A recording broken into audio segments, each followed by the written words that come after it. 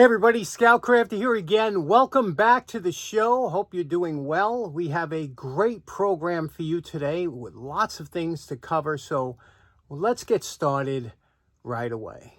Next up, I know I'm the only guy on YouTube restoring hardware.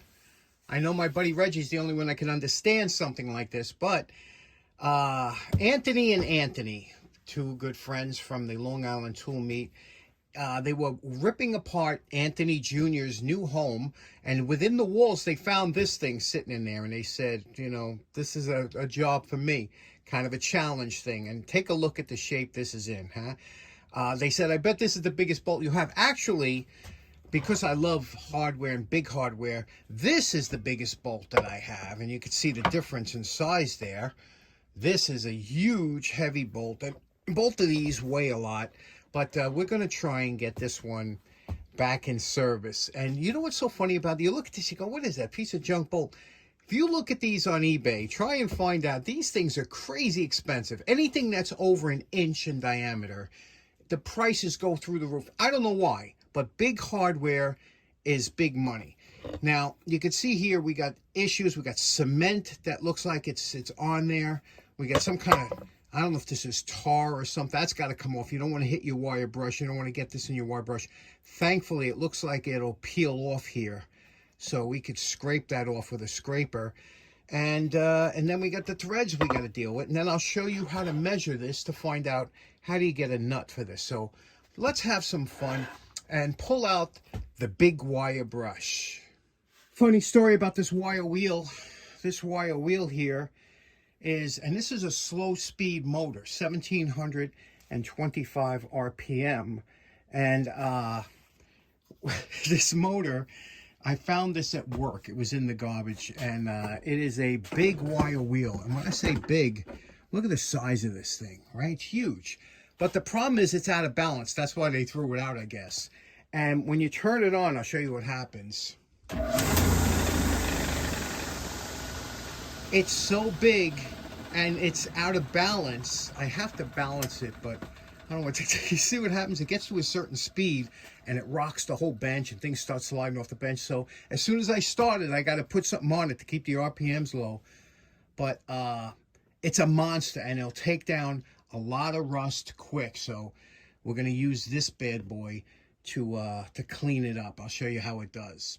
Now, I first used the big wire brush on this, then I went to the belt sander, and then actually the flap sander to get off the mill scale. So there was a lot of work involved in getting this to a shine.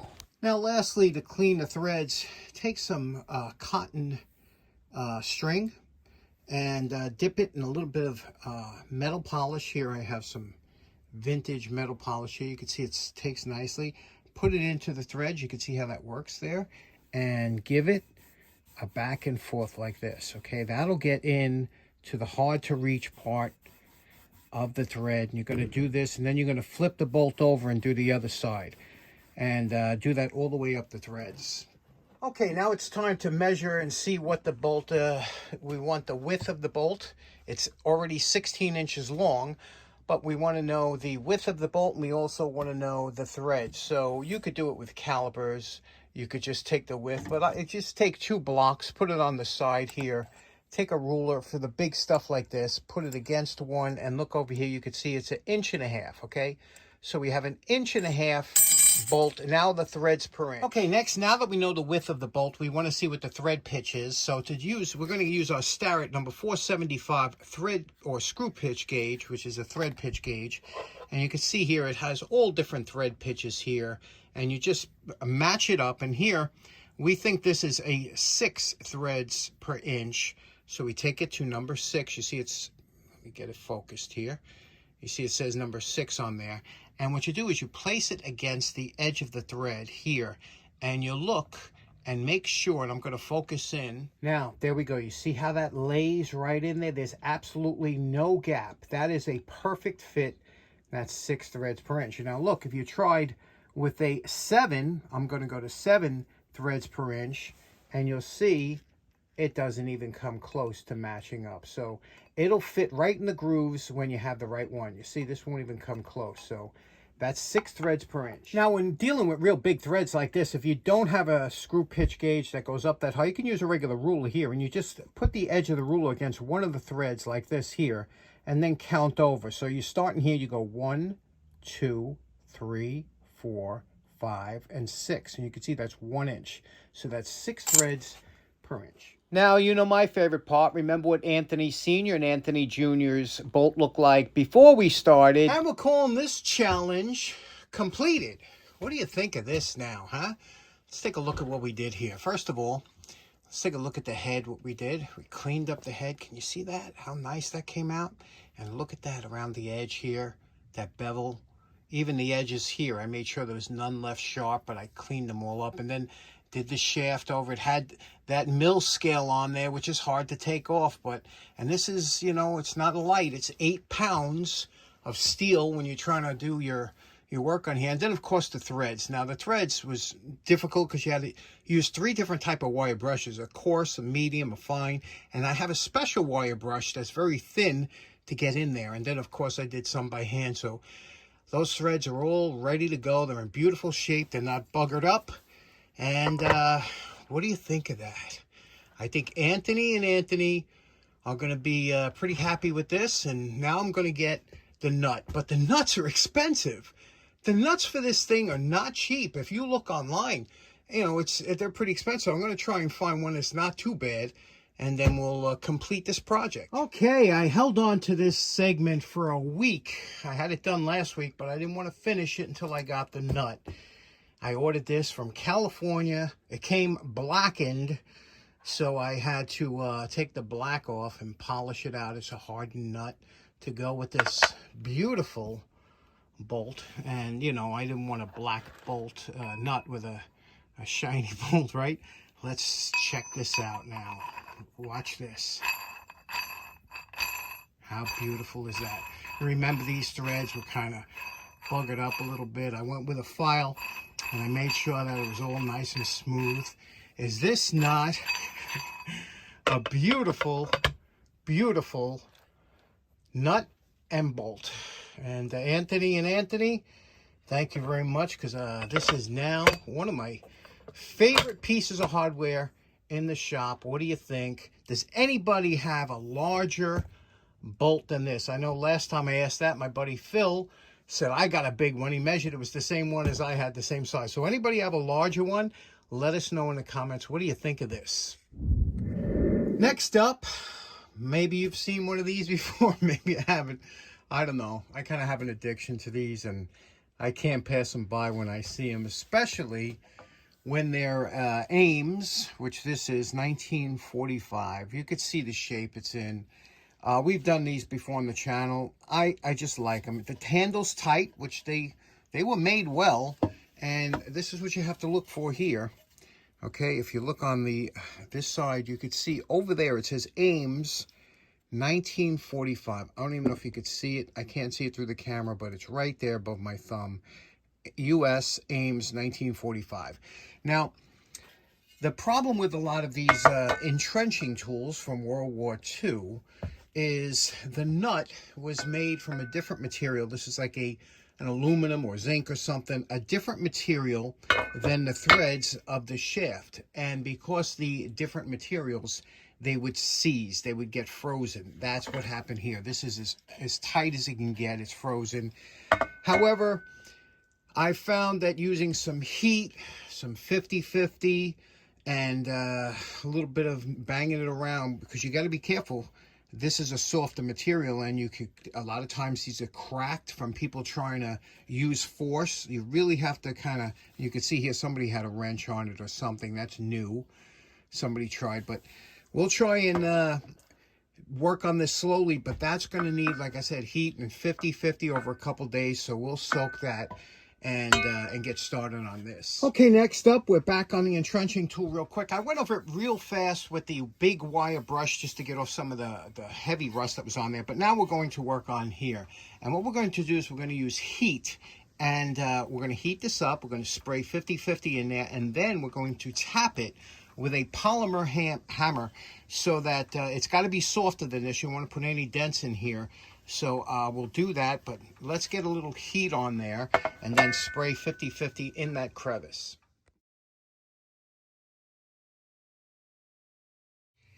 Now, once you heat it up, try not to breathe in the fumes that's created by the 50-50 and the heat, but you can see we filled up that little cavity with 50-50, we heated up. Now, I made a bunch of these years ago, small wooden mallets. These things always come in so handy, perfect for this application. We're going to tap it all the way around it and see if that doesn't loosen it up a little. Next up, a lot of times you'll have a nut that's soft, like we have on our entrenching tool, that you have to put some force on. And I found a good way to do it is to take some aluminum or aluminum foil, okay, take it like this and then run it into, just keep folding it over and over and over like this. And this will make a really nice non-marring pad that you could wrap around and use this with a wrench that it will grip but won't really mar through this aluminum. Ladies and gentlemen, today is Liberation Day. If ever there was a saying that holds true, it is patience is indeed a virtue. And what we did here, you could see there was a little mangling that happened, but for the most part, the nut remains good. You could hear it. I just loosened it up 10 minutes ago. Again, at least 4 applications of heat, 50-50, and then wrenching on it. Heat, 50-50, tapping, wrenching on it, back and forth. And eventually, this will come, and you can see this is loose too. We have to loosen this up to open it. But now we have to keep flooding it with lubrication, working it back and forth, and then we will address the appearance. But we have it fully functional once again. What do you think of that? That was, let me tell you, 3 days of patience and wondering if this is ever going to go. Next up, you might remember a couple days ago I found a beautiful wagon in the trash, a plastic wagon, and it has removable sides, but the sides were sun faded. Now, this is what's known as a thermoplastic material. We've all had a love-hate relationship with plastics.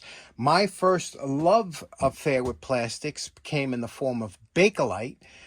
And then later on, it just deteriorated from there, from all the junk plastics we're getting, especially out of the Orient and whatnot. So, you know, plastics have that love-hate relationship.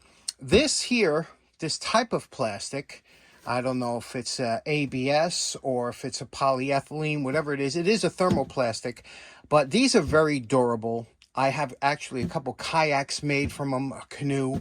This stuff lasts forever. It's flexible. It's not too heavy. One of the issues, though, it can get sun faded. You can see here. See the sun fading? Now, it's supposed to be this color here, okay? But what happens is the sun dries out the oils and the resins and the coloring, and you're left with that. Now, we've heard that you can restore this with a torch, and I've done it before with the kayak, and I'm going to show you how. There are different methods of doing it. It's not a fix-all. It's great if you gotta brush it up, if you're going to sell it, you're going to bring it into to trade it in for a new car, because it won't last as long as the original plastic, but it still lasts somewhat. And so I'm going to show you how we're going to do it. We're going to hit this with the torch real quick, and when you brush over it, you'll see the coloring come back out. But you got to keep moving. You don't want to cause any damage to this and weaken it with the flame.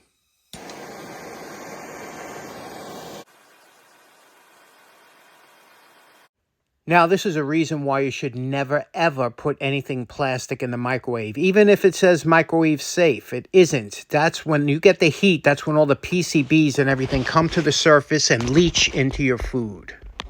Okay, now you can see here what we did.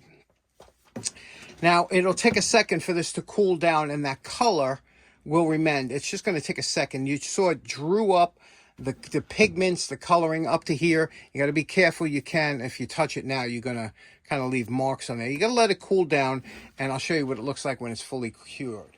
Now, here is the back that you can see is considerably more discolored. And we're going to try this section back here again with the torch, and moving quite quickly on here.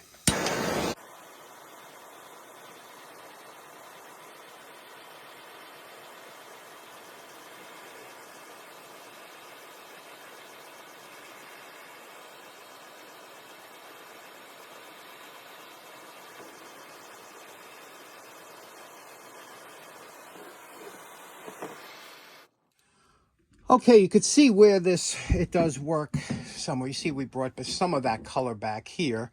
Now you could go over it again and bring out more, but again, this is not a permanent fix, but will restore that. Now this really comes in handy for those black bumpers or the bumper guards you have around the wheel guards. That black rubber really comes back much quicker, that black plastic. But you can see here's on the edge that we did. You can see here, it's quite a difference. You can go darker. I'm not going to do it, I'm just saying that, but you can see how that comes out. So you can repair it using a heat gun or a torch, but there's always drawbacks when you're using that heat, because again, you're going to draw out the plastics, the oils, the coloring dyes from the plastic, and I'm sure that's not a great thing for it. But interesting that it can be repaired, especially if you had a small area that was just sun faded or something like that. But there we go. Next up, you remember we had these great box of Cotter pins, all different assortment, sizes, and even materials. This is brass, looks like, but some of them, are rusty. So what we're going to do is we're going to dump it. I have some older Evaporust. Evaporust doesn't seem to last as long as it used to. I don't know, maybe it's me. A couple times it's useless, but we're going to dump this in, the remainder of Evaporust I have, and leave it there, put it somewhere kind of warmish, and let it cook for a while. This is after 2 days in Evaporust, and I just rinsed it with hot water, and I'm going to put hot soapy water, give it another bath. Now they've been rinsed, we're going to let them dry off, and then go to our next step.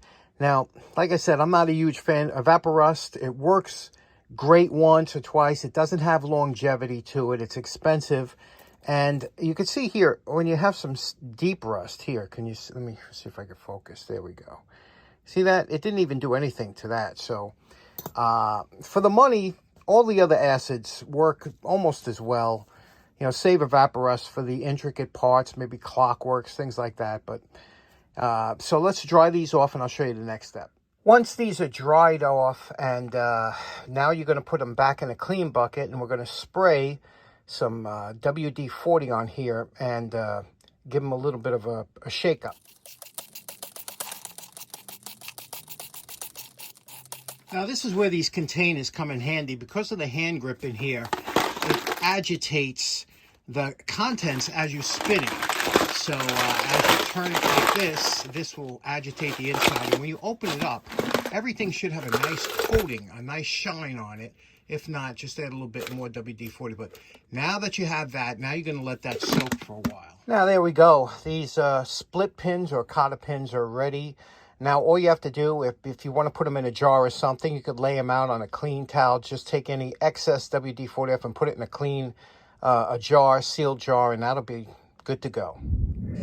Next up, quick lost and found. Yesterday when I was walking in the rain, I found two beautiful things. An antique folding chair, really nice. I'm going to refinish that. But this I found, this is a lantern. It was in the recycle bin.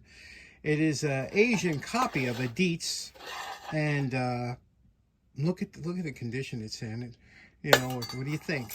It looks like. So let me show you why these are invaluable to have in your shed or something like that in case of an emergency.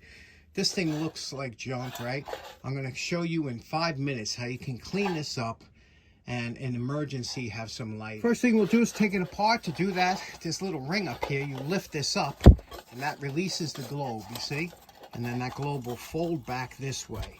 These globes are pretty much universal for this type. Pull this out. This will clean up nice. It's very fragile, very lightweight, so don't drop it. Next thing we'll do is something that burner you could take out by twisting it. If you twist it like that, That'll expose your burner cup, comes out, and then the burner itself is just in there. And look, this has a nice wick on it. Just needs a little bit of trimming. I'll show you how to do that. This raises and lowers the wick. That's all that is. And then the cap comes off. Okay. Oh, look at this. This has a chain in it. Fancy. And a gasket. Oh, wow. That's really fancy, huh? Chain and a gasket. Haven't seen that before. But nice idea. Now we'll just clean this up, a little soap and water. Okay, here it is, all cleaned up. We did the globe. Look how nice. Now, you might, when you come across a globe, there's always going to be some soot in it. You might be tempted to use some Windex or something like that. No. The way to clean soot out of a globe is cool water. Cool water, the soot will fall right off, and then wipe it with some newspaper. That's all you have to do. You don't have to use any cleaners on these. They come out great. You're going to be cleaning them often, so. And then we have everything lubricated, ready to go. What I like to do on the cap is put a little dab of lubricant. Now, I'm a bit of a stickler when it comes to my lanterns, and when I get a lantern that I'm restoring or cleaning up or whatever, one of the things I always do, I clean the threads, try and polish the threads on the cap, and also inside here. You see that? You could do it with a cup Dremel brush or steel wool. And then what I do is, before I assemble it, I use just a dab of a lubriplate or mineral oil. Either one works good. Put it around here, and what a difference it makes. And some of these tend to get stuck on there, and they're hard threading on. When you get one that threads on nice and smooth, it makes all the difference in the world to me. So that's what I do. Now, here's a little pro tip for you. If ever you have to service the globe or tilt it over for anything, you put the bail at the 12 o'clock high position, put your hand over the bail and take your middle finger and put it into that loop, and then pull that up. That'll take it all the way up easily. You could drop the globe out of the way if you have to service or whatever you have to do. And that's how you use that. If you want to raise it up to light it, or you have that little lever here. Let me show you how that works. You have this little lever here, and all you do is push this down, and it'll go into this little keeper. Okay, and that's how you can light the wick or whatever, or adjust it. And then to release it, you push it to the right and let it come up like that. And there we go.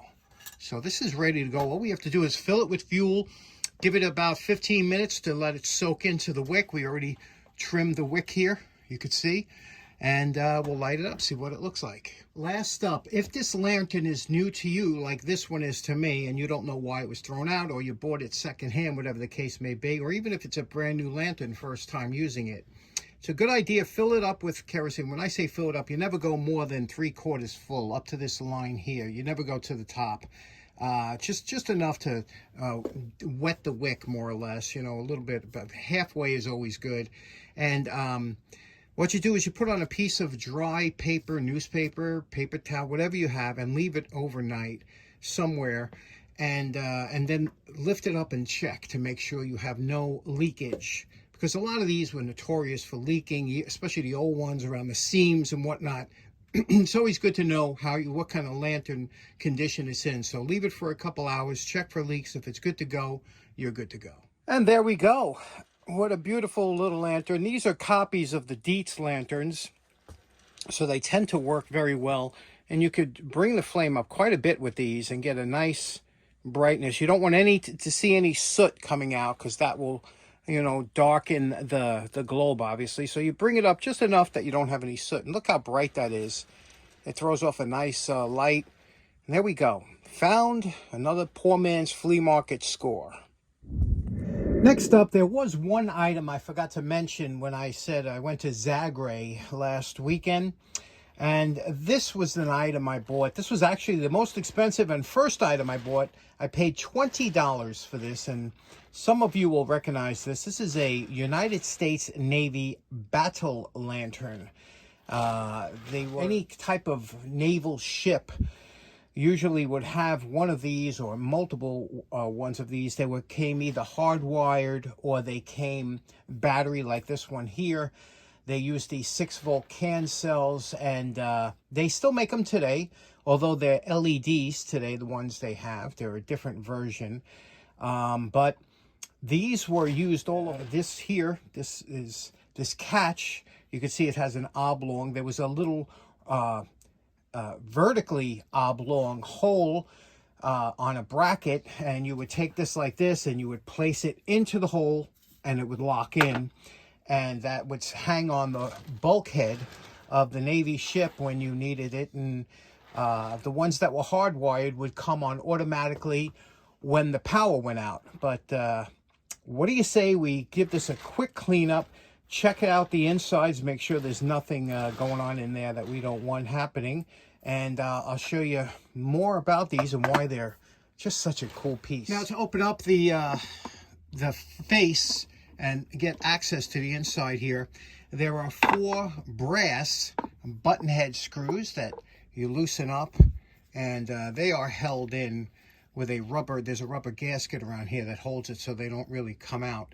Here is the contacts. This is a GE 45-46 or 4546 sealed beam, 6 volt, actually it's a 4.7 volt bulb, but it has a wide variance. Usually when you had 2 can cells, they were, you can see here we had what looks like a little bit of corrosion, which is very common with any battery light that you have, you know, especially when they're out at sea or something like that in the conditions.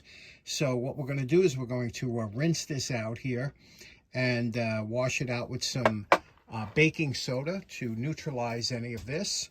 And then we'll test it out and I'll show you how it works. I'm not going to put any batteries in. This came... Now, these are the 2 bus bars here. You can see there's kind of corrosion on here, but these 2 bars are where the battery, the spring terminals will go against, and that's what they would hold contact against that would turn it on. So it could operate on 1 or 2 batteries. Now that we got the inside, the corrosion from the inside pretty much taken care of, and around the screws here, we finished to clean the back. Now what we're going to do is try and address this plastic coating on here. And this is probably embedded into it. It's like this looks like a fiberglass, but it's actually a type of material this is. Now what we're going to do, you can use any kind of polish to get that color back. What I'm going to use here is my dad's old number 7 DuPont rubbing compound. Now this is a highly abrasive polish. You wouldn't use this on any car today. It would go right through the clear coat. But with this, it does a nice job of getting rid of all the marks, stains, things like that. And then we'll go over it with a finer wax and polish to get it nice and shiny. Okay, now we want to test the bulb out to make sure. I'm sure the bulb, I could see the filaments intact, but we're going to test it anyway. What I have is Fred's vintage ICO 1064 dual power supply, 6 and 12 volt. Remember, this is a 4.7 volt bulb, although they usually used to run them a little higher, you know, with the batteries. They used to run sometimes a higher voltage, but it has a variance. It will light up, and I'll show you what I mean. We're going to turn this on here. We're going to move this down. We're going to turn on. We have 6 volts. I have a digital meter down here just to keep an eye on what it is, so you can see here. So we're going to turn the power on. Okay, here we go. Now you can see we have light coming out, and then we only have 2.8 volts or 2.76 volts, which shows here. Now I'm going to bring it up a little bit and watch the bulb get brighter. You see it's getting brighter. I'm at 3. Okay, we're at 3.78.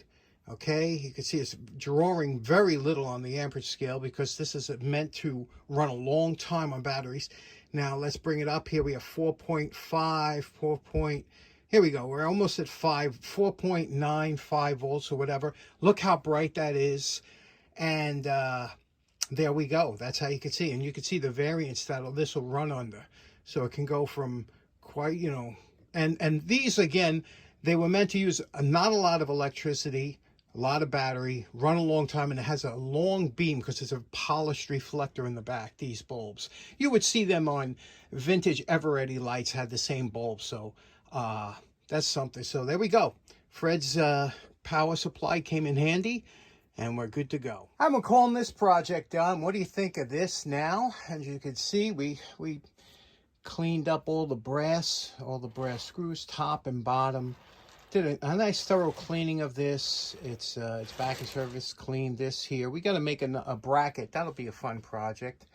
and polished it out. The casing came out nice. Just a beautiful battle lanterns. Who doesn't? What kind of maniac doesn't love a good naval battle lantern? I don't know why. I mean, you wouldn't carry something like this. It weighs a ton to be carrying, but it's just a lovely, when things were made to last. Isn't that beautiful? Okay, so in closing, that was a fun episode, wasn't it? A couple things to cover. A good friend of the show by the name of T. Millsaz said he'd like an update on the property. So I did go up for the first time this season. And remember, I was letting parts of it grow. Well, I cut that down. I wanted to, cut it down. And so it looks maybe a little bit brown, but it'll get green, especially after this week of rain. That stuff grows so good up there. And you'll see. So this is what it looks like now. Stanley's doing. I saw Stanley. He's big and he's doing well to my turtle in the pond. Everything's looking good. And I will be going up there again, give you another update real soon. Also, Troon5488 asked, he was wondering how the change did with my algorithms. I said, that was a great question. I want to let you know. As you know, I went from doing 3 videos a week to once a week, although when I do a road trip, I kind of throw that in there. So we've been having more videos than normal. But when I did go back to once a week, I did notice an uptick in subscribers. Sometimes less is more. I noticed an uptick in subscribers, and I also noticed an uptick in likes for the video and views. So we got like 1,000 more views per video and also 200 more likes. So I but that's because maybe it's been floating around for a week and you have more people. I don't know. So that's interesting, right? So special thanks to Anthony Sr. and Anthony Jr. for that great bolt and challenge today. It was a challenge. That nut was a pain to get all the way from California, and then it was misdelivered to another. It was a pain to get that nut, believe it or not. But everything came out good. Hope you enjoyed the show. We'll see you again real soon. Take care now. Bye-bye.